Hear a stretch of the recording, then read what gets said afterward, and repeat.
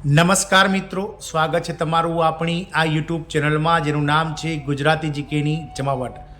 સરકારી કર્મચારીઓ આનંદો. આજના સમાચારમાં આપણે જાણીશું આજના વિડીયોમાં કે કેન્દ્ર સરકાર દ્વારા આ સરકારી કર્મચારીઓના ભથ્થામાં 100% વધારો કરવામાં આવ્યો છે. જાણીએ આજના વિડીયોમાં વિગતવાર કે કેન્દ્ર સરકાર દ્વારા કઈ કેટેગરીના જે કર્મચારીઓ કે જેઓ હાલમાં કેન્દ્ર સરકારના વિવિધ વિભાગો, બોર્ડ, નિગમ, કોર્પોરેશન તેમજ સ્વાયત્ત સંસ્થાઓમાં કામ કરી રહ્યા છે તેમના કયા ભથ્થામાં 100%નો વધારો જાહેર કરવામાં આવ્યો છે અને આ જે વધારો છે 100% વધારો ભથ્થામાં તે ક્યારથી લાગુ પડશે અને તેનાથી કર્મચારીઓને કેટલો લાભ મળશે, આ તમામ માહિતી આજના વિડીયોમાં આપણે મેળવીએ. તો વિડીયોના અંત સુધી આ બન્યા રહો.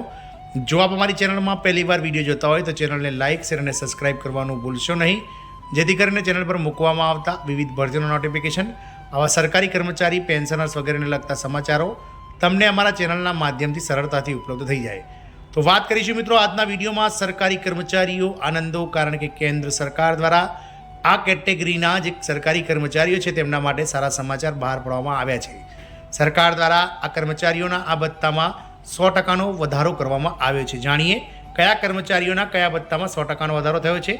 તો કેન્દ્ર સરકારે દિવ્યાંગ કર્મચારીઓને સામાન્ય દર કરતાં બમણું પરિવહન ભથ્થું આપવાનો નિર્ણય લીધો છે. પરિવહન ભથ્થું એટલે કે ટ્રાન્સપોર્ટ એલાઉન્સ એટલે કે ટીએ કેન્દ્ર સરકાર દ્વારા દિવ્યાંગ કર્મચારીઓ એટલે કે જે વિકલાંગ કર્મચારીઓ છે તેમને મિત્રો જે સામાન્ય કર્મચારીને આપવામાં આવતા ટીએના સરખામણીમાં બમણું પરિવહન ભથ્થું એટલે કે ટીએ આપવાનો નિર્ણય લીધો છે. આ જાહેરાત દિવ્યાંગજન અધિકાર અધિનિયમ 2016 હેઠળ કરવામાં આવી છે. કેન્દ્ર સરકારે દિવ્યાંગ કર્મચારીઓને સામાન્ય દર કરતાં બમણું પરિવહન ભથ્થું આપવાનો નિર્ણય લીધો છે. આ જાહેરાત દિવ્યાંગજન અધિનિયમ 2016 હેઠળ કરવામાં આવી છે અને નાણાં મંત્રાલયે દેશના તમામ મંત્રાલયો અને વિભાગોને આ આદેશનું કડક પાલન કરવા સૂચના આપી છે. 15 સપ્ટેમ્બર 2022ના પૂર્વ આદેશમાં સુધારા સાથે નવું માર્ગદર્શન બહાર પાડવામાં આવ્યું છે, જેમાં દિવ્યાંગતાની કેટલાક પ્રકારોની યાદી ઉમેરવામાં આવી છે.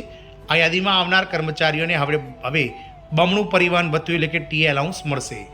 7મા પગાર પંચ હેઠળ કેન્દ્ર સરકારના કર્મચારીઓને મોંઘવારી ભથ્થું એટલે કે DA, house rent allowance HRA, મુસાફરી ભથ્થું એટલે કે ટીએ, બાળકોની શિક્ષણ સહાય, હોસ્ટેલ સબસિડી જેવી અનેક સુવિધાઓ મળે છે. દિવ્યાંગ કર્મચારીઓ માટે અગાઉથી કેટલીક વધારાની સહાય હતી, પરંતુ હવે બમણું પરિવહન ભથ્થું મળવાથી તેમની આર્થિક સ્થિતિમાં નોંધપાત્ર રાહત મળશે. દિવ્યાંગ કર્મચારીઓને જીવનમાં મુસાફરી સહિત અનેક વધારાની મુશ્કેલીઓનો સામનો કરવો પડે છે. કામ પર આવવા જવાના ખર્ચમાં રાહત આપવા માટે આ ભથ્થું મહત્વપૂર્ણ છે. સરકારના આ પગલાંથી ફક્ત આર્થિક મદદ જ નહીં પરંતુ સામાજિક સમાવેશનું પણ પ્રોત્સાહન મળશે.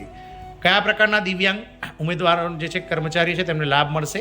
તો આ ભથ્થાનો લાભ અનેક પ્રકારના દિવ્યાંગોને મળશે, જેમ કે સાજા થઈ ચૂકેલા કુષ્ઠરોગી, સેરેબ્રલ પાલ્સી પીડિત, બોનાપણ, એસિડ એટેકના શિકાર, અંધત્વ, બહેરાપણું અને માનસિક બીમારીઓ ધરાવતા કર્મચારીઓને આ જે પરિવહન ભથ્થું છે તેમાં 100%નો વધારો જાહેર કરવામાં આવે છે તેનો લાભ મળશે. આમ કેન્દ્ર સરકાર દ્વારા દિવ્યાંગ કર્મચારીઓને સામાન્ય દર કરતાં જે વધારે પરિવહન ભથ્થું આપવાની જે છે તે મિત્રો વાત કરવામાં આવી છે. પરિવહન ભથ્થું વધારે મળવાથી આ દિવ્યાંગ જે કર્મચારીઓ છે તેમને મિત્રો આજના મોંઘવારીના સમયમાં બજાર સામે ટકી રહેવામાં મિત્રો હવે ફાયદો મળશે. જય હિન્દ, અસ્તુ.